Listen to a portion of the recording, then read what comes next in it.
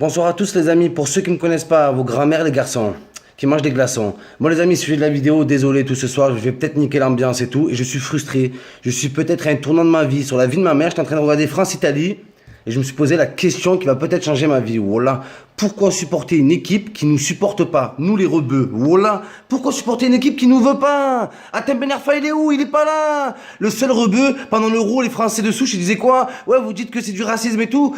Pourtant, il y a Adil Rami. Adil Rami, sa grand-mère qui joue au poker pendant une partie de Rami. Alors le mec, c'était le seul rebeu qui restait. Le mec, c'était un survivant. Malgré qu'il a sucé, il a énormément sucé pour être en équipe de France. Je le répète, Adil Rami a sucé pendant la Marseillaise. Le mec, c'était pas... Oh, le mec, il était dans The Voice. Voilà, il était là, il pissait le sang, il chantait de toutes ses forces la Marseillaise. Mais c'est pas grave. Il est où Adil Rami? Il est plus là. Il ne reste plus aucun rebeu en équipe de France. C'est la seule vérité qu'il y a aujourd'hui. Mais moi, j'en ai marre, moi. Voilà. Pourquoi j'en ai marre? Parce que l'équipe de France, elle est monstrueuse. Voilà, juste la compo. Oh, je pétais les plombs. Oh, comparé à l'Italie, ne vous vantez pas d'avoir battu l'Italie. Le meilleur joueur de l'Italie, il a 48 ans et c'est le gardien, frère. Quand dans l'équipe, le meilleur joueur, c'est le gardien, c'est que ça crée, mon pote. C'est que tu sais que c'est attaque-défense, voilà. Oh, si le goal, il fait 40 arrêts par match, il y a un problème, c'est que l'équipe, elle est nulle, voilà.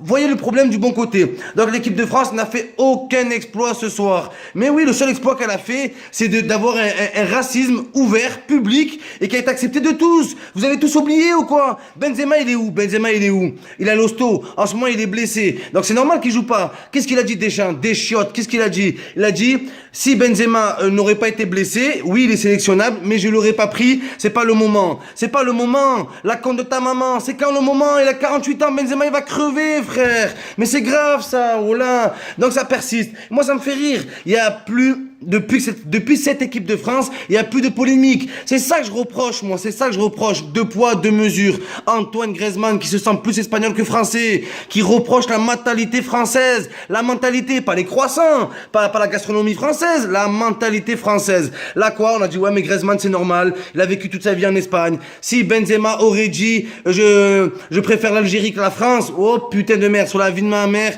on l'aurait mis 20 ans de prison pour apologie au terrorisme.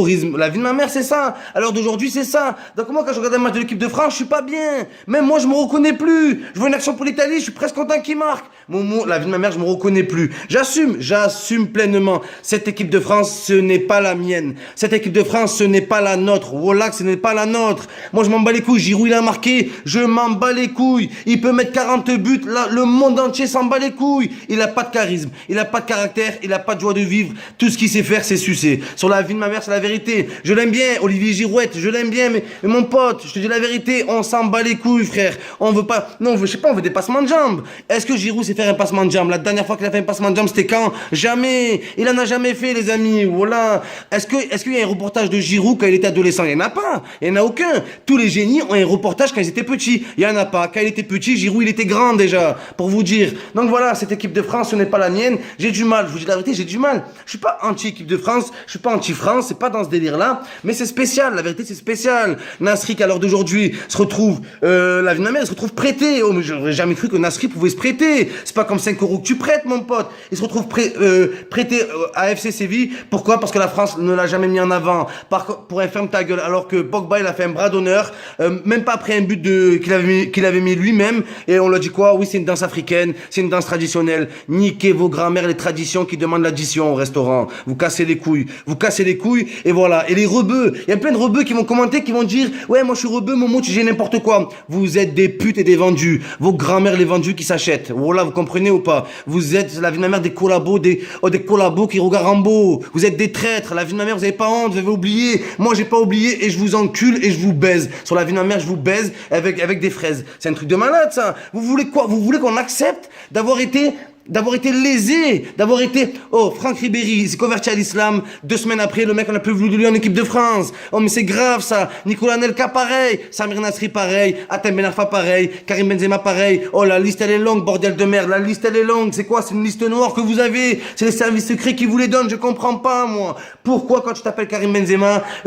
Manuel Valls s'en mêle? Pourquoi? Après, vous dites que c'est pas politique. Mais c'est politique, quand Manuel Valls, dans la Dans la même phrase, il parle de Benzema et une semaine après, il te parle du Burkini. C'est que le mec, il te mélange tout, frère. Il te mélange tout sur la vie de ma mère. Ils ont un problème avec les rebeux et c'est politique. Ce qui se passe, c'est politique. Et vous voulez qu'on oublie vos grand-mères les putes, vous voulez qu'on oublie. Moi, je vous dis, vos grand-mères les putes, ça vous choque, hein. Quand Didier Deschamps, il dit André Pergignac, c'est un fils de pute, les écoutes téléphoniques, il est mis en examen, Didier Deschamps. Quand il dit fils de pute à Gignac, ça dérange personne. Et moi, ça m'étonne d'André Pergignac, l'homme de caractère, un dragon, le mec, un barbare, il se laisse pas faire. Il a accepté de se faire traiter de fils de pute et il joue pour le mec. Moi, sur la vie de ma mère, je me rappelle, je jouais en DHR, j'avais fait un mauvais match, mon entraîneur, il m'a dit, Momo, t'es nul, Momo, t'es pas bon. Jusqu'à maintenant, je lui en veux. Jusqu'à maintenant, j'ai le démon. Sur la vie de ma mère, j'ai démissionné, bordel de merde. Et là, pour un fils de pute, tu l'acceptes. Donc voilà, cette équipe de France, elle n'a pas de charisme, elle n'a pas de caractère. La France ne peut pas remporter de compétition sans caractère. Vous comprenez ça ou pas? Sans caractère, on peut rien faire dans